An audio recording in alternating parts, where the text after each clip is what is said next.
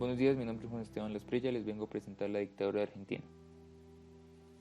Argentina es un país cuya capital es más el español, su moneda oficial es el peso argentino y su sistema de gobierno es una democracia representativa, republicana y federal.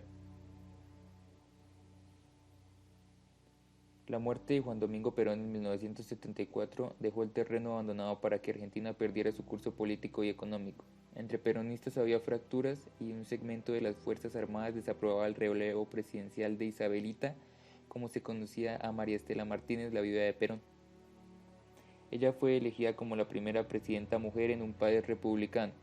Varias veces la exhortaron a que renunciara, pero ella se atornilló a la legalidad de su mandato como presidenta de Argentina. Con los ánimos caldeados, el 24 de marzo de 1976 las fuerzas militares de Argentina se tomaron el poder, un golpe de estado encabezado por el general Jorge Rafael Videla.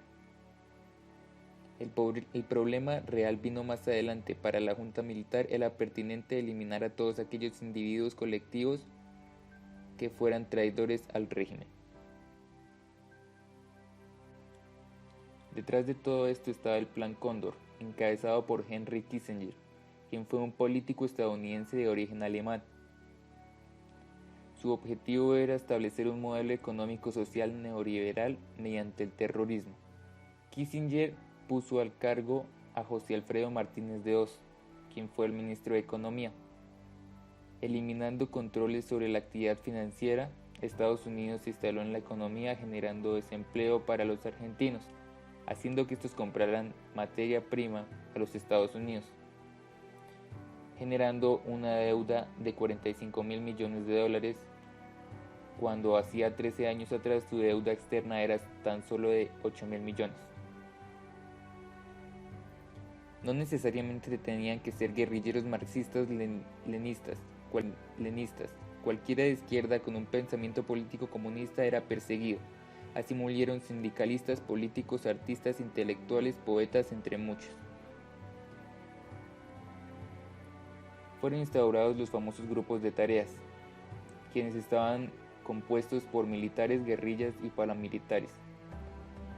Eran violentos contra personas que estaban en contra, y el mundo, al darse cuenta de esto, con las ONG pertinentes.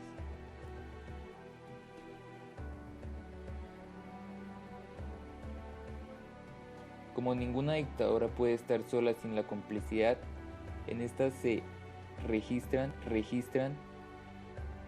obispos, políticos, personas, militares, empresarios, entre muchos otros que fueron beneficiados por esta dictadura para conseguir sus propios fines.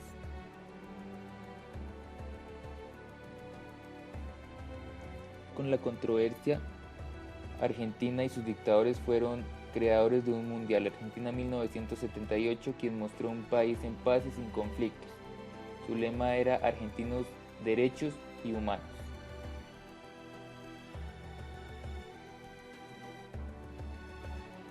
Se estima que al menos 30.000 personas fueron desaparecidas durante la dictadura. Fueron encontrados 505 centros de detención de tortura en el país. El objetivo de estos centros era acabar con los secuestrados e impedir la organización de la resistencia. Tiempo después, el dictador salió en cámaras diciendo y aceptando de los argentinos.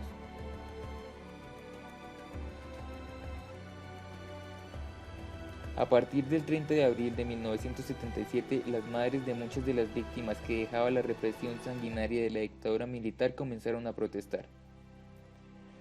Pero como todo tipo de alteración público-social era prohibida y castigada, decidieron juntarse pacíficamente en la Plaza de Mayo para marchar en círculo, portando en sus cabezas pañoletas blancas.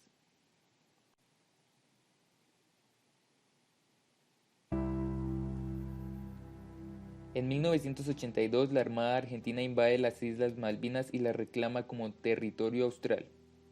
Se desata por ende una guerra contra los ingleses. Los encargados de esto fueron Roberto Viola y Leopoldo Galtieri. El propósito era ocultar la inflación y los problemas, así como la desaprobación por el mandato.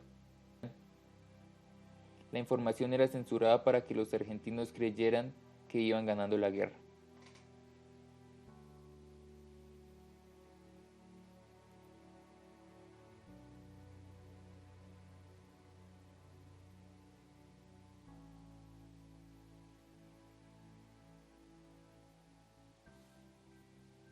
El desembarco por parte de Argentina en las Islas Malvinas fue con la intención de esperar a que éstas fueran recuperadas, pero enviaron argentinos de al menos 18 años en malas condiciones que no estaban preparados para la guerra. Al ver esto, Ronald Reagan llamó a Leopoldo para decirle que declinara, pero este se negó, incluso le colgó las llamadas. La Inglaterra de Margaret Thatcher fue severa y desplegó su poderosa armada, que en pocos meses venció las ansias soberanas de Argentina.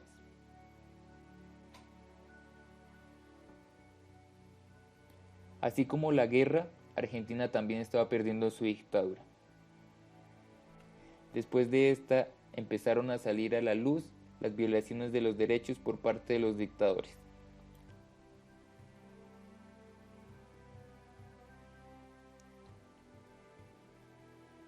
De esta forma se detona una crisis al interior de la junta militar. Reinaldo Vignon, el último dictador al mando del régimen, se vio obligado a entregar el poder y a llamar a elecciones. Fue el transicionario de la dictadura a la democracia y firmó una ley de autoamnistía que negaba todo lo que había pasado con sus sucesores y ordenando destruir documentos que probaban esto.